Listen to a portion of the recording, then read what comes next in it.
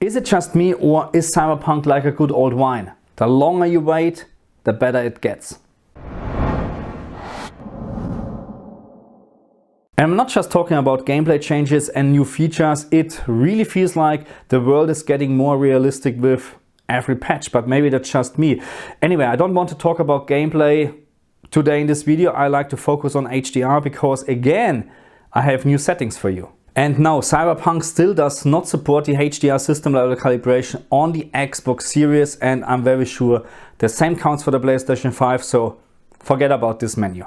I just tested the Xbox Series X version in this video, but there shouldn't, and I like to repeat myself, there shouldn't be any difference compared to the PlayStation 5 version in terms of HDR. Okay, so in this video I have new HDR settings for you to test, and I'm not quite sure why I'm coming up again with new HDR settings, because I don't think that they actually changed something in terms of HDR in this game, but I have maybe an explanation. So back then, or my last video with patch 1.15, I wasn't that experienced in terms of analyzing HDR. Now I know more about it. I know a little bit more how it should look like or supposed to be, and I have better tools to test. Okay, so that's why I'm coming up all the time with different settings, and I'm very sorry for this, but actually I enjoy it. You know, testing new stuff, it's actually really great. And the settings what I going to present you today, I really like it much better than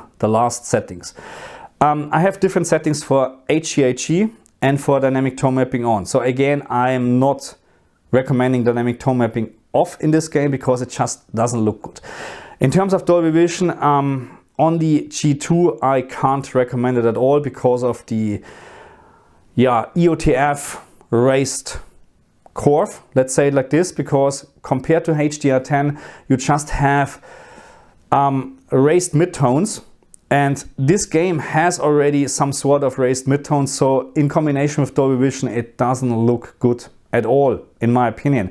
Different story on the CX, and I'm not quite sure what I have done back then to the TV, or maybe it's just better in terms of Dolby Vision. Dolby Vision does make a good figure or picture actually on the CX, but again on the G2, I'm not quite sure. I can't recommend it at the moment. Okay, so let's talk about black level rays and elevated grayscale, because this is what I like to call it. And I have done the same actually in Deathloop in one of my video, HDR analyze video, because I received actually a couple of comments that there is black level rays, and I had to disagree on this, to be very honest. And the same counts here partially, okay? Let me explain what I'm talking about. So first of all, we have a very minor black level rays. So what is black level rays for me? For me, is it when we're talking about a loading screen or a screen which is supposed to be completely black, okay? So no pixel should be visible. Elevated black level is for me, if the picture is not black, it's grayish, okay? That's for me elevated black levels, and in 99% of the games, the same as here, you have elevated black levels as soon you activate HDR or VRR. That's just how it is, okay? There are hardly one game out which there is no black level rays, okay? So, and then we have elevated grayscale, what I like to call it, and this is where we need to start understanding how HDR works. Okay, so let's start with elevated black levels, and yes, we have very minor elevated black levels in this game. And remember, I'm talking about where a screen or object is supposed to be completely black and you have a little bit of a grayish picture, okay? Like what I found here on this dead woman's hair here.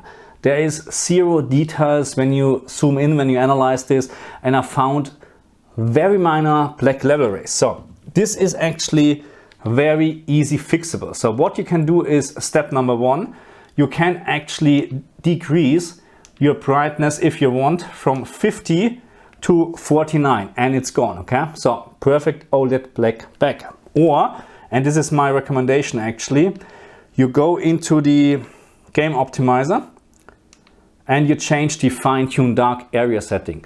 Please keep in mind the fine-tuned dark area setting is just working when VRR is enabled. That's how it works. I don't know why, but again, VRR needs to be enabled. Otherwise, this option here is not working. And all what you have to do is set it to -2. And again, this is my recommended way, because with the overall brightness setting, you change too much from the grayscale.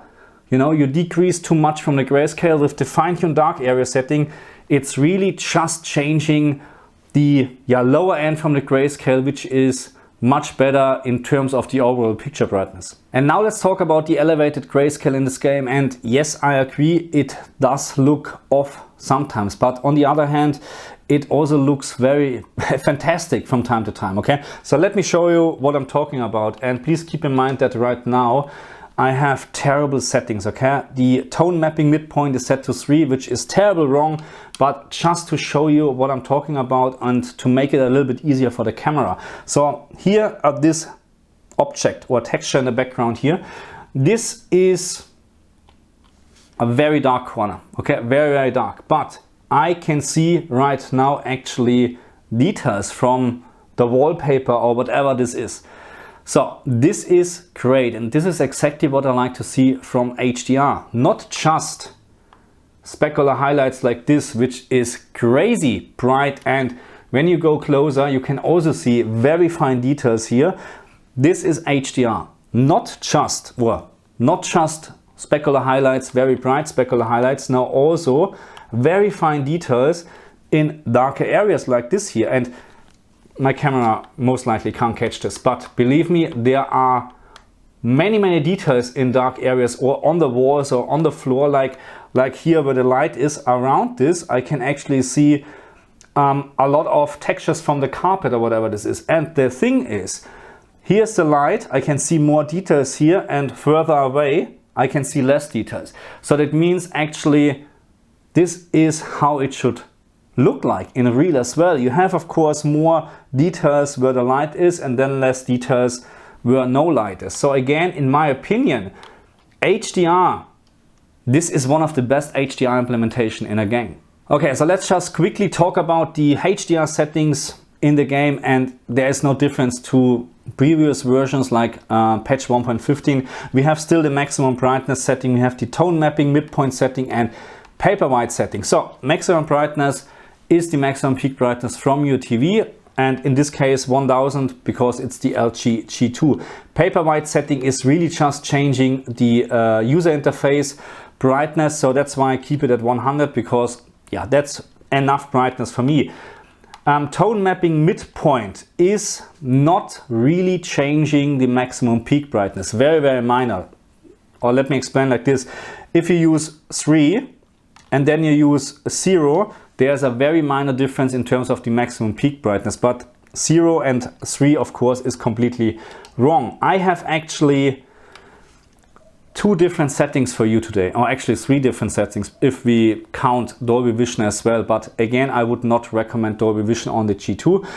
I would stick to HDR10, but I have 2 different settings when you use HDR10 in combination with HGIG or dynamic tone mapping on. And here we are with my recommended settings for Cyberpunk 2077 on the Xbox Series and PlayStation 5. But please keep in mind, I haven't tested the PlayStation 5 version this time, but there shouldn't be any difference in terms of HDR. Please keep in mind that all my settings and recommendations are made for a dark environment. You should watch and play HDR content in a very dark room. Let's have a look on the right side here and let's talk about the HDR black level rays in this game. It's really minor in my opinion. All what you have to do on the LG TVs, setting the brightness to 49 -1, or use the FTDA, the fine-tuned dark area settings, which I would recommend, and change it to -2. Please keep in mind, to actually get the FTDA settings working, you have to enable VRR. Okay, so let's talk about my recommended settings, and my recommended mode in this game is actually HDR10 and dynamic tone mapping on, not HDRG. Dynamic tone mapping on with those settings here. And of course, it is very important that you set the correct peak brightness from your TV. LG CX, C1, C2 and G1 800 candela, LG G2 1000. The same counts for the S95B, A95K, also 1000 nits. For the QN90A and B, 1500 nits. For the QN95A and B, also 1500 nits. The midpoint settings are very important in this game. The standard setting is 2.0, which is in my opinion way too bright. It will just wash out the whole picture. So make sure that you choose the right setting in accordance to your picture mode. When you use HDR10 and HGig, then use a setting between 1.3 and 1.5. When you use dynamic tone mapping on and HDR10, then use a setting between 1 and 1.2. When you use Dolby Vision, on the other hand, try and use a setting between 1.2 and 1.4. And last but not least, paper white setting is really just for the user interface brightness. So I have set this to 100 because in my opinion, that's more than enough, but feel free to change this as you like it. My personal recommended HDR picture mode for Cyberpunk 2077 is HDR10 and dynamic tone mapping on with my recommended settings. And right now I'm using midpoint setting 1.0. This is my recommended settings actually for the LG G2. Of course, maximum peak brightness set to 1000, but I really love the picture here. Specular highlights in this game are very bright and very detailed. This just looks amazing. The street is very bright, but I still can see all the fine details, and yeah, I'm very sure my camera is clipping some details, but it does look better in my opinion than HGig. In HGig, or when you use HGig, it just looks a little bit washed out, and I know this is not fair right now because what I need to do here to actually get you the correct picture, I would need to increase this to 1.5 to get a little bit more brightness out. But then when you do this, you're actually washing out the picture a little bit. It doesn't look as good as with dynamic tone mapping on, in my opinion, because the contrast is now missing, and also specular highlights are not as specular anymore as with dynamic tone mapping on. So this is one of the rare games actually where I recommend to use dynamic tone mapping on with midpoint set to 1.0 because you get such a great contrast out of the game, and I really like this much better than HDR. And then of course we have Dolby Vision on the Xbox Series and the LG G2, but right now I don't like it that much because Dolby Vision on my TV, or maybe on any TV or any LG TV, is just washing out Dolby Vision a little bit too much. So compared to dynamic tone mapping on, what I found today, or what I found when I tested the game, Dolby Vision doesn't look that good. I mean, we need to understand there is no native support from Dolby Vision at all in this game. It just uses the HDR10 metadata and that's it. But anyway, feel free to try Dolby Vision and put in a comment section what you think. Cyberpunk is in my opinion one of the best looking HDR games on console and PC. I mean, just look at this.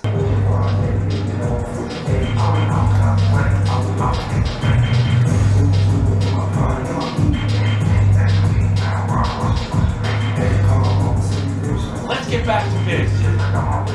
I'll just be right here.